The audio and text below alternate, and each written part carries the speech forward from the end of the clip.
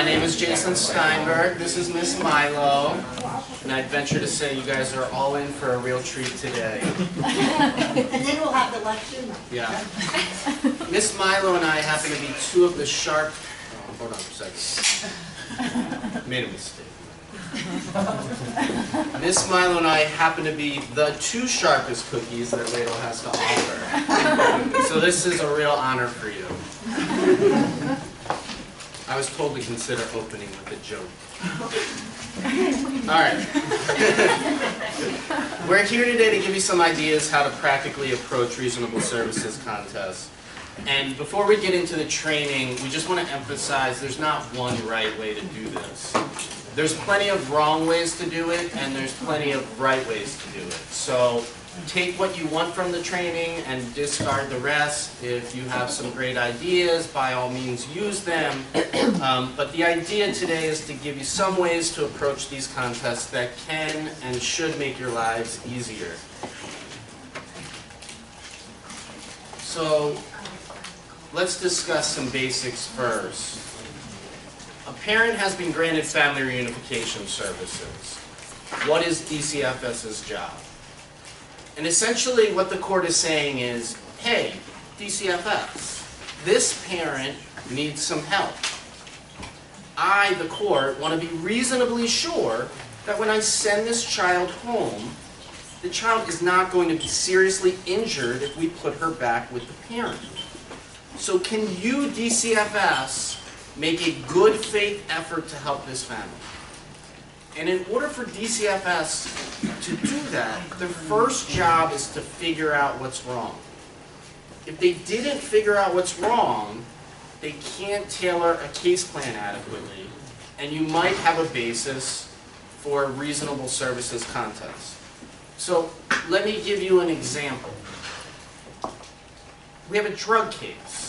And the petition comes in and alleges that the parent has a substance abuse problem, a drug program is ordered, and yet when we come to the 21E, 22, 21F, we see that the report discusses a whole lot of anger issues on behalf of our client. It says, yes, our client completed the drug program, but they're causing problems with the caretaker, they're being unreasonable with the social worker, they're getting in fights with so-and-so. Well, we might have a contest there to say, DCFS did not adequately address the problems. How long have they known about these issues, and why haven't they done anything to address them? So were DCFS's efforts reasonable in this case? The cases have told us that the record needs to show that DCFS identified the problems in this family, offered help to fix those problems, maintained reasonable contact with the parent, and made reasonable efforts to assist the parent. So when you are going through the reports and the Title 20s, you need to be looking for those four things. If one of those things is missing, that's what we're going to focus our emphasis on. We're going to disregard everything else that doesn't suit our purposes. And we're going to focus on bringing to the court's attention what we think they did wrong.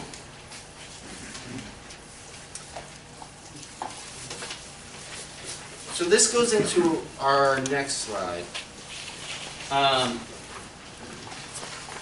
It isn't our job in a contest, in any contest, to discuss or especially cross-examine a worker or question a witness on every single fact or issue that might be contained in the report. What we're trying to do is we're combing through the reports, and we're trying to produce a simple narrative to explain to the court why we're entitled to a favorable result. You want to think about yourself telling a friend about the case, okay? And we'll assume for this example that your friend is a reasonable person. Don't tell your unreasonable friend. We're talking about your reasonable friend, okay? So you're telling them, you're saying, hey, I got this case. The social worker, she's supposed to help the family. She only met with my client 4 times. Your friend's eating her salad. She doesn't really say anything. And then you say, you know, and she's got these intellectual disabilities. She's mentally disabled. They told her to take this parenting class that would help her. She took the parenting class, but they're saying she didn't learn enough from that parenting class. That she didn't get the innate needs needed in order to parent this child. And your friend looks up from their side and they go, that's messed up. That's what we're trying to get the court to do. We're focusing, we're pulling out and emphasizing the facts that support our theory, and we're discarding the rest. We want to emphasize those facts that get the court to look up from their whatever they're doing and go, that's messed up. That's how we win these contests.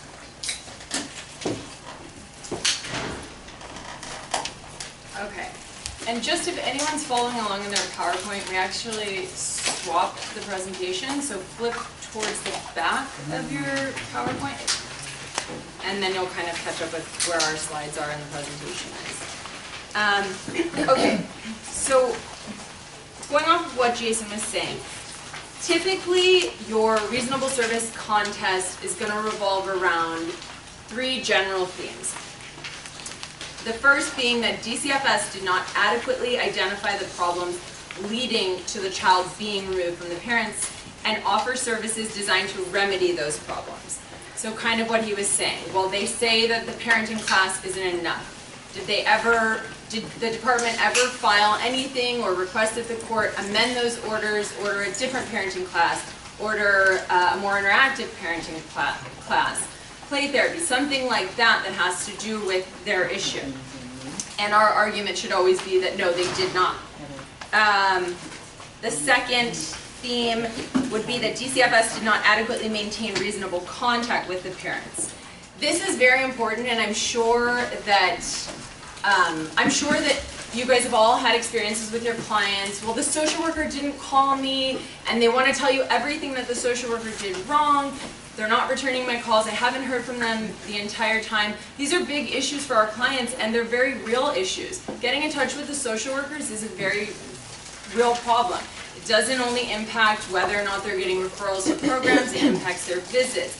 And that goes straight to reunifying.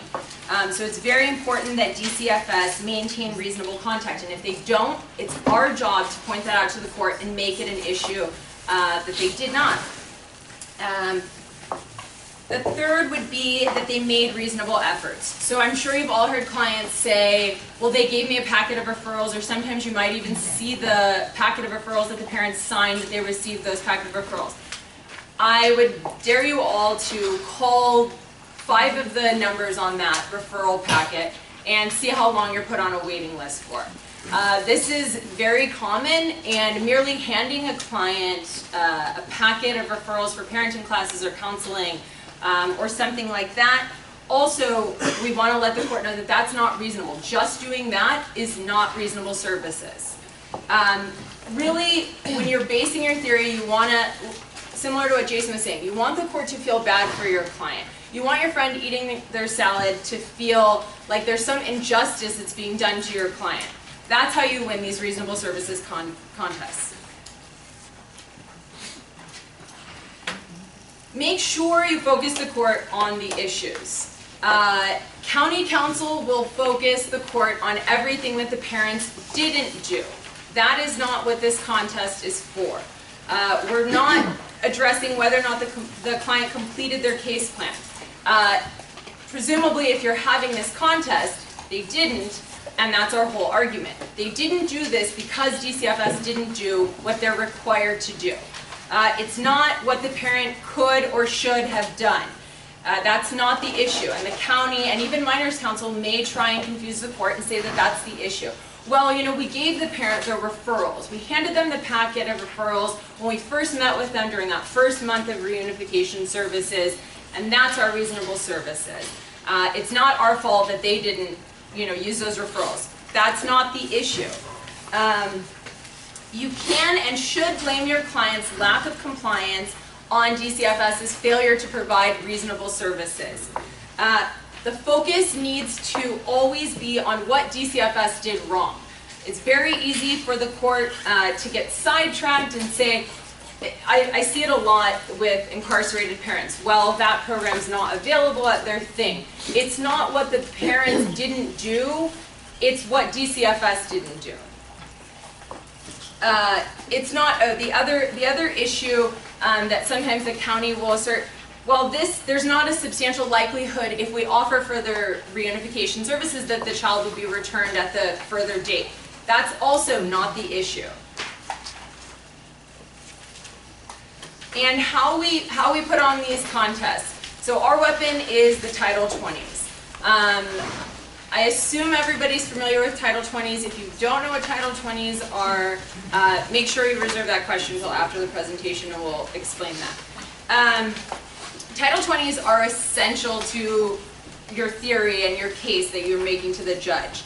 They help you identify the facts to highlight. So it's very important that you know these inside and out. They almost always contain sparse contacts between our client and DCFS. I'm sure you guys have looked through Title 20s. It'll have, 10 contacts in a month with the caregiver and the social worker, or the child and the social worker. But if you look for your client's name up in that participant section, it's much more rare. Okay, so now how do we use the Title 20s? And we're trying to give you guys practical tips. So these are things that Jason and I use to prepare for contests. So, modify it as you guys see fit. We're just trying to give you some tools. So you want to compile a list of all the references. So as soon as you get those Title 20s, and just so you know, when you're setting a contest for reasonable services, make sure you ask for the Title 20s. Some people just ask for it for the last review period. Make sure that you know all of the contacts since FR was ordered by the court. And then what you want to do is go through, highlight every time DCFS contacted your parent. It's easiest if you make a table, and you can just put the date, what the contact was, like a brief summary. Oh, they called them. Did they answer? Was there any contact? They went out for an in-person visit. Did they actually meet with the client? Was anything discussed? And then do those contacts or the lack of contacts support your theory? So obviously if you read the Title 20s and you feel as the parents' counsel, oh, well, maybe the social worker did do what they were supposed to, then clearly that will change how you proceed and possibly withdrawing the contest. But it's very important that you look through these and you know it. Do the contacts match up with the report? So I'm sure you've all seen, you'll get a report, it'll say they have all these issues with the parents and their compliance, and then you match up with the Title 20s and you look and you say, well, during that month they had 2 phone calls with my client. In those summaries, those are supposed to be the entirety of the contact. Why on this phone call on such and such date, during the same time period these parents DCFS is saying these parents aren't doing anything, why aren't they raising this as an issue? Why aren't they saying that your parenting program isn't sufficient? You need to know better than anyone what's in those Title 20s. I can't stress this to you enough. The county knows every single thing in those Title 20s. Their social worker will come to court, they'll tell them everything. So it's very, very important that you're not missing things or skimming or anything like that. You have to know what's inside of those. So actually putting on your contest, so you've decided to call the worker.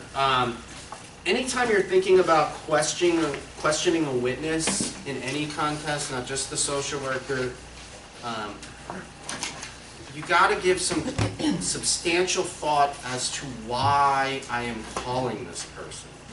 Like, what is my goal? Your goal is not to just ask a bunch of questions and hope that you get something that you could use in a closing argument. Your goal has to align with your theory of the case, and your point of questioning the witness is to emphasize those facts that help your theory. So in assessing this, you have to give some thought as to what's my best case scenario here. And it has to be reasonable. The worker's not going to get up there and say, yes, you're right, I now see the light since you've done some wonderful questions that I should have done way more than I actually did, and I agree with you, my efforts were not reasonable. That's not going to happen, okay? So what we're trying to do, though, is in our pointed questions, we're going to emphasize those facts so that we can later argue to the court that fact. You want to give some thought as to what your worst case scenario is, okay? And usually what that is that the worker brings a whole bunch of new facts and evidence that I wasn't aware of to disprove my theory. How am I more likely to achieve my best case scenario versus my worst case scenario? And how I'm able to do that is, one, through preparation, okay? Knowing the file, knowing the context, and knowing the case, and knowing the Title 20s. But two, it's pointed leading questions that are to achieve a certain purpose. It's not just calling the worker and asking them a bunch of questions and hoping to get something that you might be able to use. So you have a plan of attack how you're going to achieve your goal. Have I anticipated problem areas in my response? So I'll just tell you what I like to do. I don't usually write out my questions, but I do, and some people may, and that may suit you and may feel more comfortable with that. What I usually do is I just give a lot of thought, and I play it in my mind, or I do it out loud as to what questions I'm going to ask. And then I also anticipate like what their responses might be. And so that allows me to be flexible and to have some ideas as to, okay, if I don't get the answer that I'm expecting or that I want, what am I gonna do next? Like how am I gonna steer it where I want it to go? But however you want to do it is fine, but I just think that you should give some thought as to not only anticipating the questions I'm going to ask, but the responses I might get and how I'm going to handle those. All right, so in a second we're going to tell you, we're going to show you, excuse me, how to lock a social worker into the Title 20s, which we've already, Ms. Milo told you, and you've all experienced, are usually pretty inadequate, pretty sparse, and they're usually your best evidence in a case as to why reasonable services were not provided. But let's just talk about cross-examination just briefly, real quickly. So cross-examination, as you've heard before, it's about control, right? You should be the one doing the talking, 90% of the talking. The way you do that is through leading questions, okay? Where things kind of get usually spiraled out of control is when your questions get longer and longer and more convoluted, and you want to be generally one fact per question. Excuse me, Jason. Ms. Milo is getting rave reviews from Lancaster. They can hear you. When you turn and face the screen, they can't hear anything you're saying. Okay. Thank you.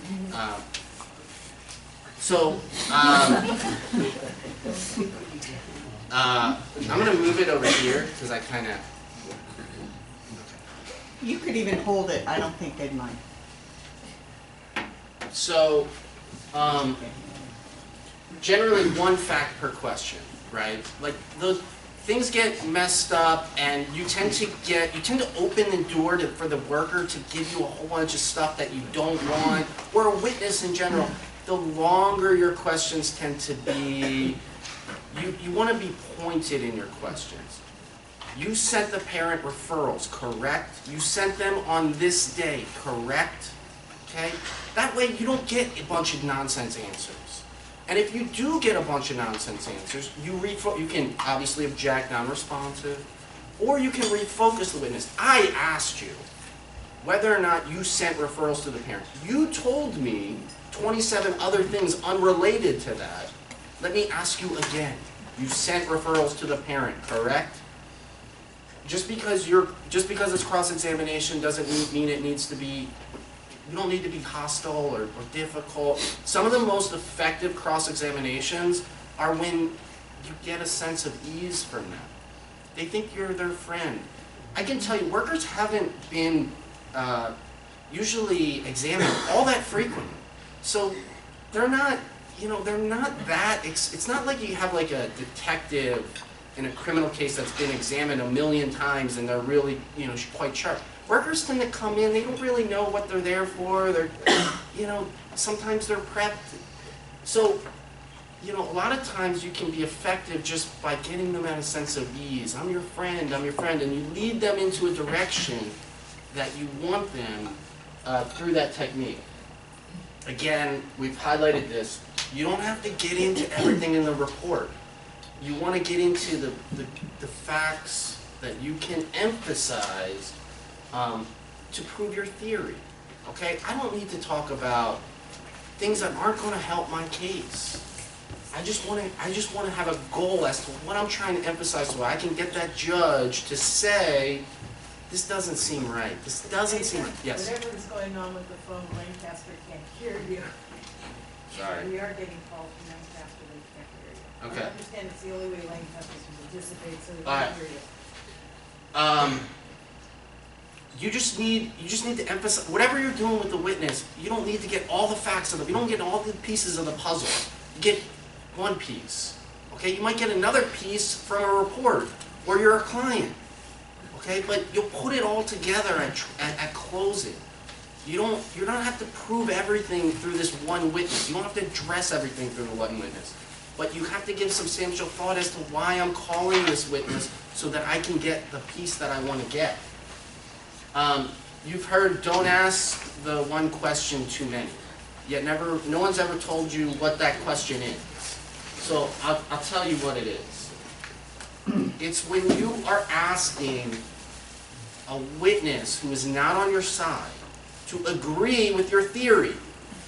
So you ask the worker, you only met with them on 2 days, on 2 occasions, and you only sent them referrals, and you didn't do this, and you didn't do that. So you would agree that you should have done more. That question is the one question too many. See, I can argue that to the judge. You heard the worker. She only met with them on 2 occasions. She only did this. She only did that. This is not reasonable, Your Honor. They're supposed to be helping my client. But if I ask her that question, she's going to say, Mr. Steinberg, I would not agree with your theory. See, I did 27 things that you're not aware of. And you open the door to the worker having the opportunity to argue their case. That's not what we're doing, okay? You want to make your point and get out. Cross-examinations tend to go way too long because we're way focused on asking, just addressing every issue. And they tend to run on, and people lose interest, and we're not really making the points, and we're not bringing the court attention to the real issue that we want to highlight. It doesn't have to be long. It doesn't have to address every issue. It just has to hit a couple things that we're trying to emphasize, and then we get out. All right, so we're gonna show you how to lock a worker into the Title 20s. Also, just on the last slide, the one question too many. Don't ever ask the social worker why, because you're opening yourself up for them making their case to the judge about why they're actually the sympathetic party, and they're not the bad guy in this all, and your client's the bad guy. You guys know. So don't, that's just a rule of thumb. All right, so what this exercise that we're about to do is to kind of lock the worker into the Title 20s, which again are usually your best evidence, okay, in this case. All right, so Ms. Milo's going to play the worker, and I'll play the attorney. What's that? No, you can sit. Hi. How are you? Good.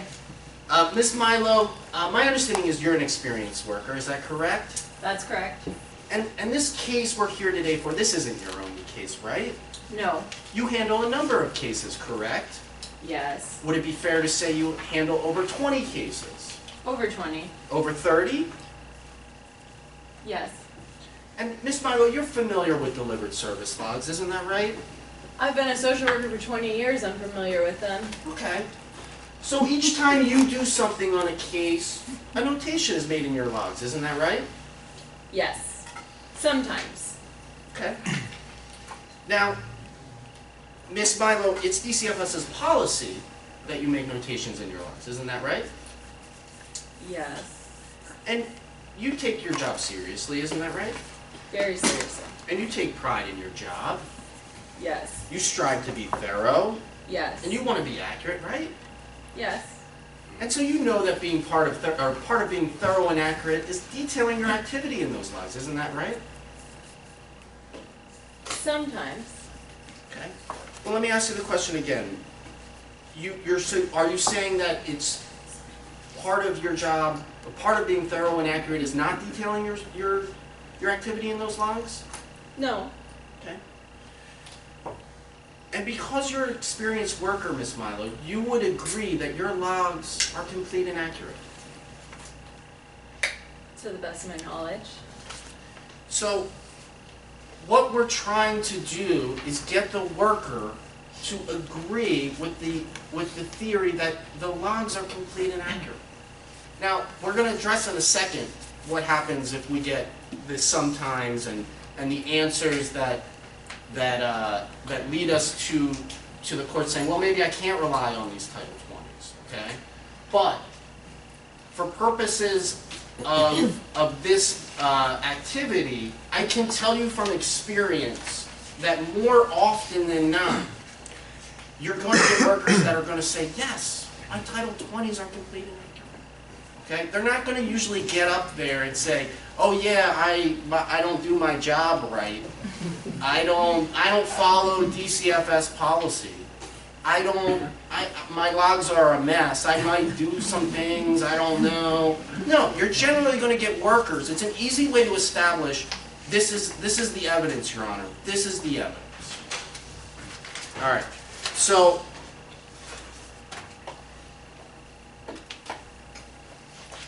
what we're doing here is we're establishing that the only credible evidence the court can rely on is the logs.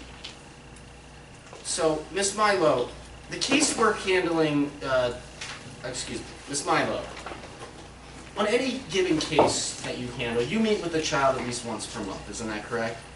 That's correct. And then you note the contact that you had with the child in the delivered service logs, isn't that right? Yes, And you may speak with a caretaker about the child's educational issues, yes, and then you put that contact in your Title 20s, isn't that right? most of the time, yes, I would say that's correct. And Ms. Milo, you have contact with the parents on cases, correct? Yes, And then you put that contact in your delivered service logs, isn't that right? yes, So, if you made referrals in a case, that would be in your logs, right? yes. Now, without looking at the logs, could you tell me, you couldn't tell me the date of each face-to-face contact that you had with the child in this case, correct?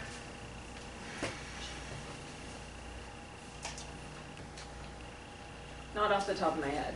Okay. You have over 20 cases, isn't that right? That would be difficult to remember. Yes? Yes, And you would need to look at your logs in order to answer that question. that would help. So, what did we just do? We established in the event that we get answers that say, oh, I did all this stuff that isn't in the logs, we can argue, Your Honor, it's not credible to think that she has independent recollection of this case, of the things that she's saying she did. It's not anywhere in the logs. She told you, for example, she couldn't recall the date of each contact in this child. It's not credible to assume that she has some independent recollection of all the things that she did. In addition, she told us that she generally makes an effort for her logs to be complete and accurate. So it's imperative on the court to rely on the logs in determining whether or not the efforts of the department were reasonable. And in this case, those efforts were not reasonable because of X, Y, and Z. Okay? So what do we do next? Nothing is an option. Okay? If the logs are great and I get a worker that says they're complete and accurate, I might not do anything. Like I don't need to start asking a whole bunch of other questions. If I get the worker to say, yes, my logs are complete and accurate, and they have 3 contacts in there with nothing that has to do with anything in the reports, I can argue to the judge, Your Honor, you heard from the social worker. She said her logs are complete and accurate. This is unreasonable. Or we can go through each contact. We can say, Miss Milo, Miss Milo, isn't it true you first met with the mother on January 3rd, 2018? Isn't that right? And you gave her some referrals, isn't that right? You next met with her in April, isn't that right? Or you can go to the issue that if there's a particular issue that you think DCFS failed to assist, you can get into that. You can say, DCF, Miss Milo, you indicated that you have concerns about the father's anger issues. Yet you never recommended that the father take anger management classes, isn't that right? You didn't amend the case plan.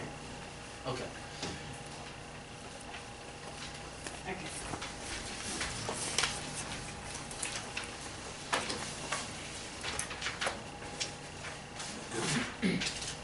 Jason gets to be the social worker. Hi. Okay. I'd like to talk to you about some concerns in this case.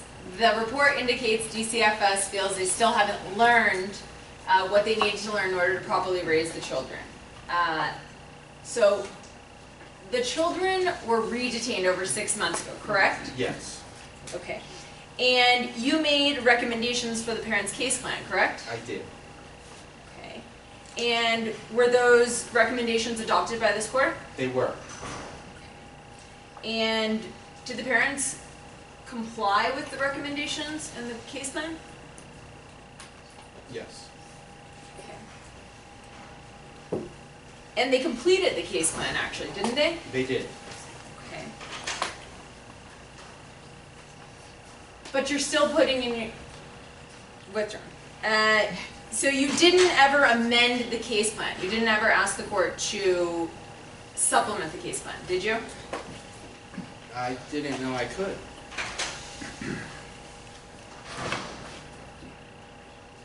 You did never recommend additional services, correct? No, I didn't.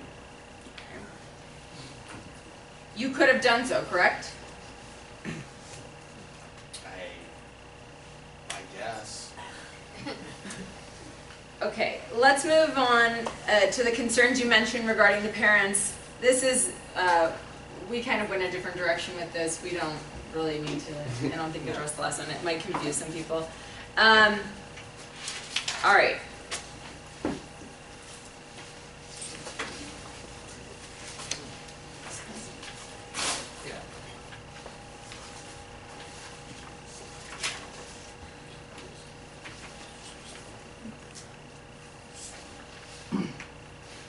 So,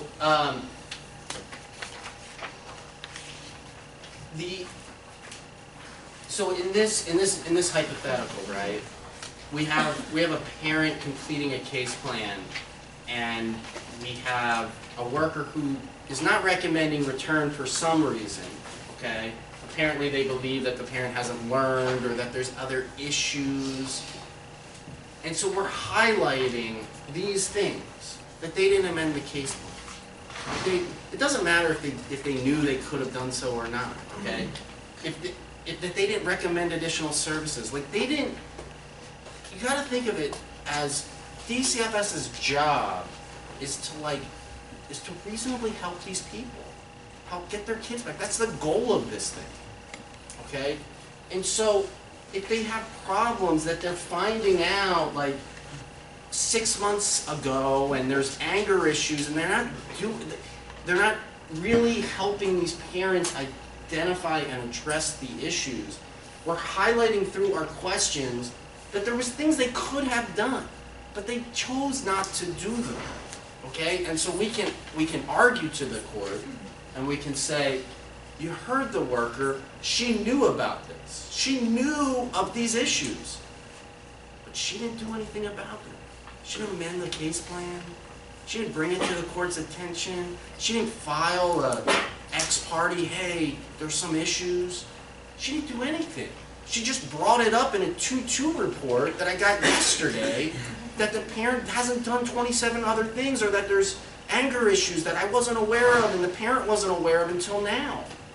It's not reasonable. So think about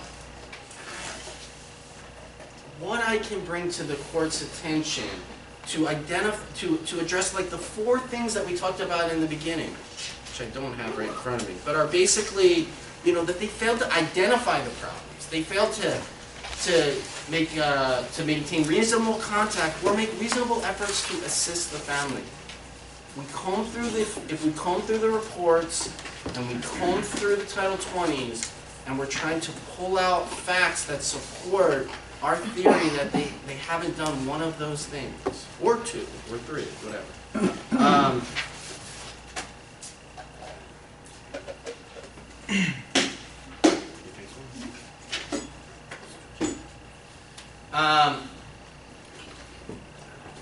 So, when things go sideways, which they probably will at some point, we kind of talked about, or I kind of talked about like what I try to do in order to think about where I might get answers I didn't expect. If I think about the responses I might get, there's usually not like 30 responses. Like I don't have to think of like 30 different scenarios. It's usually like, okay, the worker might say like for instance, and the worker might say, you know, that her logs aren't always complete and accurate or something like that. You know, and I might have to give some substantial thought as to like how I'm really going to address that. Now, it might just be like, you understand it's DCFS's policy, and you're telling us that we can't rely on your Title 20s. How are we, you know, I would suppose that we couldn't rely on your reports either. Like, you know, it might be something along those lines, but I might want to give some thought as to, you know, where I might get some answers I didn't expect. I think generally where it comes from, like most often in these cases, is when the worker starts saying like, oh yeah, I did all this stuff, and there's like 2 things in the Title 20s, you know, and so, you know, the best way I think to point out that it's not reasonable to rely on is 1, through the questioning that we kind of discussed before, which is that the worker can't independently recall like all these things on all these cases, but 2, it's to highlight to the court that they're not in the logs. So, you know, if you told us that you make a notation each time you do something on a case.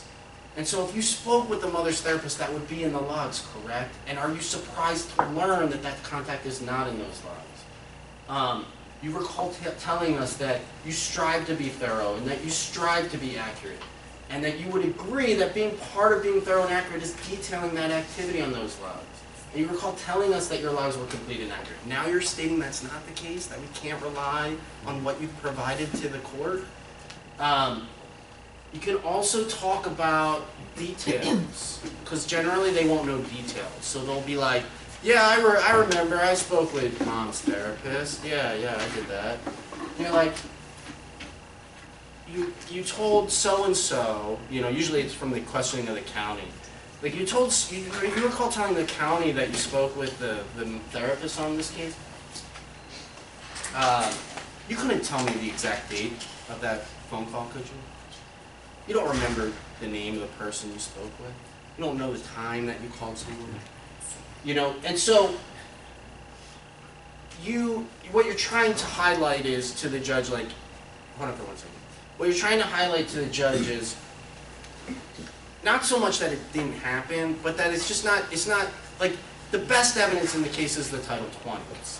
So, like, it's not reasonable to just take the worker at his word when there's no independent verification, and they've already told us that it's difficult to recall, like, just independent facts about when things, you know, they have so many cases and what they did on each case. And so there's ways to kind of at least focus on the court on that what the worker is saying is really not credible or believable when there's no independent verification and there's information that she's already testified to. One, that they're complete and accurate, and two, that she has a difficult time recalling specific facts on the case. You kind of want to just be adaptable, flexible, and smart. Again, you're not going to solve every problem, and there's things that are going to come up, but it's not always going to be clean and easy. But your point, if you're prepared and you have a theory, you're going to be able to at least bring out facts that support your theory, even if some other facts that come out might not help your case. You know, it's not always going to be like this is just going to go exactly as planned. So try to be adaptable, try to be flexible, try to be smart, and try to emphasize and bring out the facts or through questions that support whatever you're trying to convey to the court to get them to agree with your hypothesis. Oops, can I interrupt? Oh, yeah. First of all, I think you guys are doing a great job. You belong to a wonderful firm. Okay, could you, because we only have like 10 to 15 minutes left. Yeah. And one of the big issues I have is the 18-month, the 2-2 days, some magical cases, some magical ways to convince the court, yes, either under discretion or the other cases that are listed, that we can convince them that we can go to the 2-5 day, because I think some of our hearing officers are sort of stuck, oh, it doesn't fit, and that statute has 1,000,001 things that you have to be able to prove. Thank you. Okay, so in your handouts, at the beginning of your handouts is the case law. So we wanted to focus this MCLE on what you guys can do to get the court to the point where your judge is going to make a no reasonable services finding. Because once you get to that point, case law is completely divided. And it's so fact specific that we felt like our efforts were better used in getting you guys to the point where, because then it's up to you. And we've attached the cases, and it's so fact specific, you have to read these cases. Because we put the pertinent part of the holding on the slides, and we put this site, and you guys can look it up, but it's so fact specific. It's so dependent on the facts of your case and the facts of the cases that we've supplied that we didn't, those are there and we can get into those, but we want to get you to the point where the judge is going to be inclined to make that no reasonable services finding to begin with. Because then it's on the attorney to say, and this is why, now that the court has made these no reasonable services findings, this is why you can't set the 2-6. Yeah. Well, you And know, then let me. So there's cases and statutes that have been applied differently, and it gets confusing. Okay. It's in the handouts, and we sort of put like what the good cases are and what the bad cases are. The best way to think about it is really it's discretionary.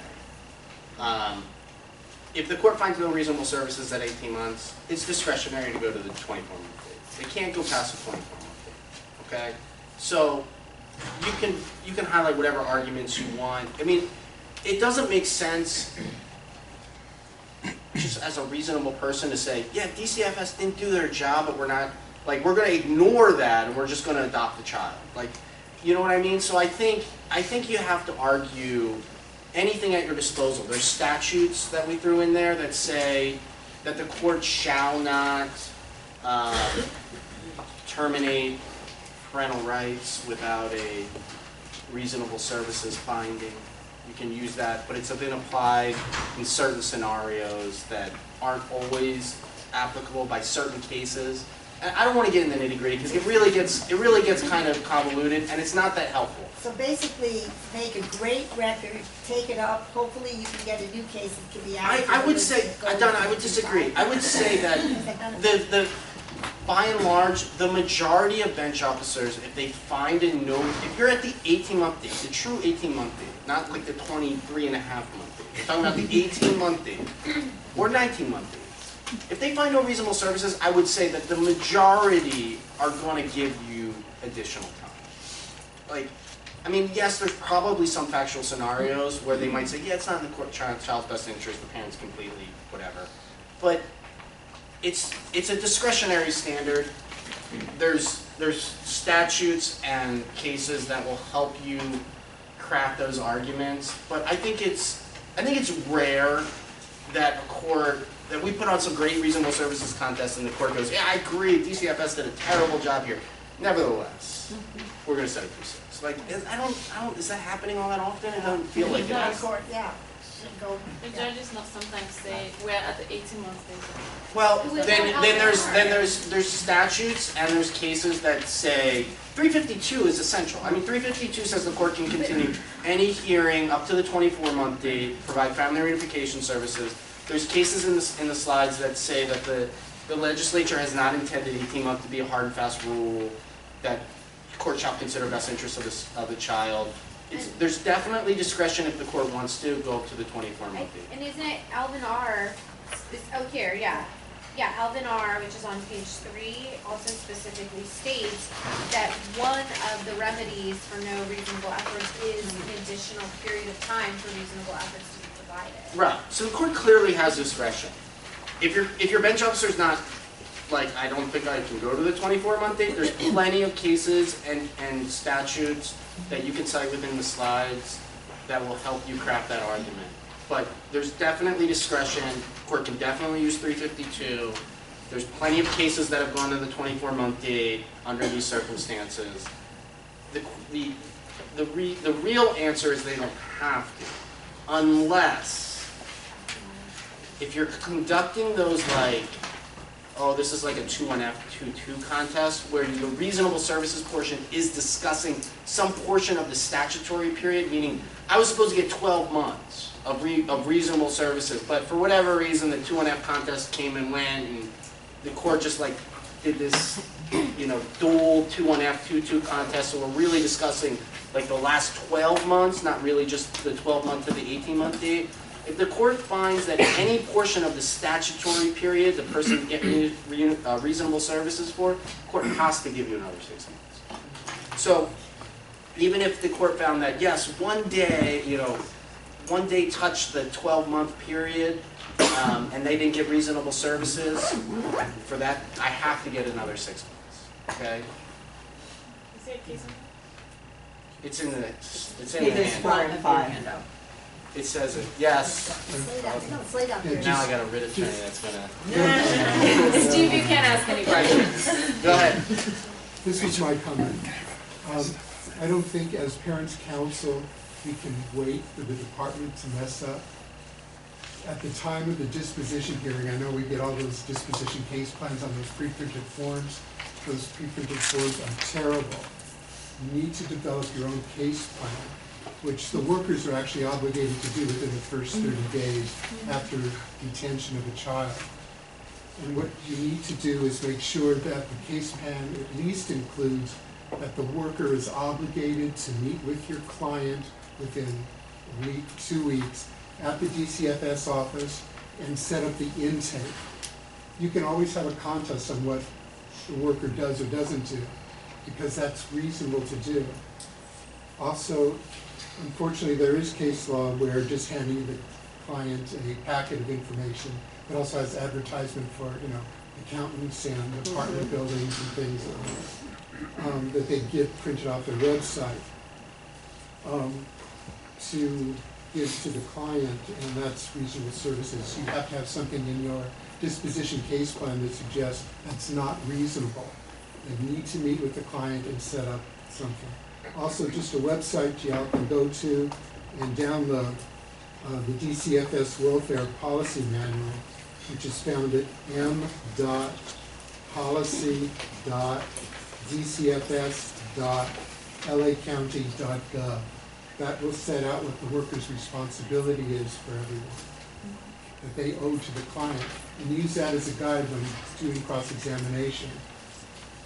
And so those are two things, but we just can't sit back and wait for a mistake. Well, and so that kind of leads us into our last slide, and then we're going to open it up to questions from you guys, just because we're running, and I know you have to get back to court. So don't forget to consider calling your client. We've talked a lot about cross. Sometimes the best person to tell the court about the lack of services is the client. I'm sure you guys have met with your clients in the hallway and they give you a very similar story that they haven't gotten in touch with the social worker, they've been calling the social worker, they've been texting the social worker, all of these things. I always tell my clients, kind of piggybacking off what Steve was saying, is contact keep like a log of every contact you have with DCFS. They have their Title 20s, that's got their back. Your clients need to have theirs. I tell my clients the same thing with visits. It's very important if you can get, a lot of social workers now have cell phones, they'll text clients. I always tell my clients, try and text exclusively with the social worker.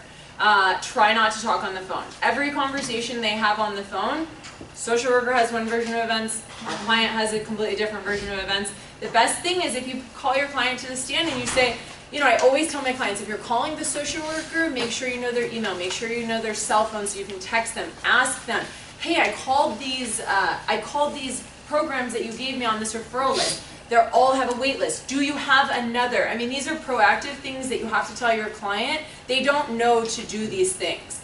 It's very important that you stress this to them early on so that when you get to, hopefully you're not getting to this point, but if you are getting to this point, they have something to back up what they're saying. They have text messages, you know, they text the social worker this date, social worker didn't get back to them, text the social worker this date, social worker didn't get back to them, and then the social worker text them about like a random drug test on a certain day. To show though that, and your client can testify, okay, is this the number you contact the social worker at? Are these your communications? Have you made attempts to contact the social worker regarding your inability to get enrolled in this program or that program? Like I said, just these writings corroborate your client's version of events usually, and can really cut at the credibility of the social worker who has a million cases. This is your client's life. It's very, very important, and that the court knows how serious they're taking this, that they're being proactive, that they're doing stuff, because like Steve said, they give you a packet, some courts say that's reasonable. There is a bit of unfortunately, there's a bit of an obligation on our clients to make sure that they're writing the social worker. As sad as that is, they have a million cases, you have one case. Make sure that you're on them, okay? That's what we always should be telling our clients, I think. We have a couple minutes. Do you guys have questions? We've had enough from you, this guy. No, just one comment. The Title 20s that usually end up coming to us are redacted forms of the case service logs. If you got the full case service log, you would have probably 5 times the number of pages or more than we usually get. What happens is that the case service logs under Title 20, Title 20, by the way, is a title under the Social Security Act. The federal government, any social worker who goes out and meets with children of the night, or goes to group homes, anything, they're required to make the service log entries in order to get federal funding under the Social Security Act. The county council has 2 or 3 people who sit and make sure that the court makes these reasonable service findings all the time, and goes back and asks for non-pro-tuncs on minute orders, because without that finding, the court loses, or the DCFS loses funding for the entirety of the case, if at one time that finding isn't made. Make sure you're not getting a redacted form of the Title 20s when you order them, that they all come to you, because what happens, the social worker will send it to the county will take out the stuff that they think is attorney-client related, and you're going to end up with those little paragraphs, I visited here and there. The entirety of the visits, the entirety of all the phone calls made are available. If you need to have the court redacted, that's the way it goes. You take your chances, since we're sort of on a linear system where one judge does the whole case. but ask for the entirety of the packet, so you can really see what was going on and judge whether the worker is providing the services that you set out or demanded in the disposition case plan. So in order to save a lot of these cases, like in the kinds of questioning that Jason and Christine did, you really need to have the entirety of the Title 20 packet. Yeah, and then, Now you're supposed to ask any questions? Guys? Any questions? well, no, and then also with the Title 20s, workers are trained in school and at DCFS that if it's not written down, it didn't happen. So that's, It's a good question. it's, So, You're trained, you had DCFS training, they told you that if it didn't, if it's not written, and social workers, just say, what did they tell you, and I don't know how to, what would they tell you, if it's not written, it didn't happen, they'll finish it for you. So, any other questions? Last one. Any suggestions for when you get a social worker on the stand who's really just digging in their heels and every single answer to your question is, I don't know or I don't remember? Great. Get the Title 20s admitted, bye. Yeah, that they're their own worst enemy Yeah. at that point. The judge isn't gonna feel sympathetic to DCFS. Be done with that person. Get the Title 20s admitted, call your client, and make sure your client is prepped and ready to testify and sympathetic. But I think the more times they say, I don't know, or I don't remember. Judges don't like that. The worse they look. Right, you can argue to the court, how can you rely on this person? They don't remember anything. Well, if they come in with 3 pages for 6 months, we have one of the judges. That's even better. That's No great. equal services. You don't even have to, that's it. 3 pages. Yeah. All right, thank you. We'll be around if you guys have questions. We're gonna go.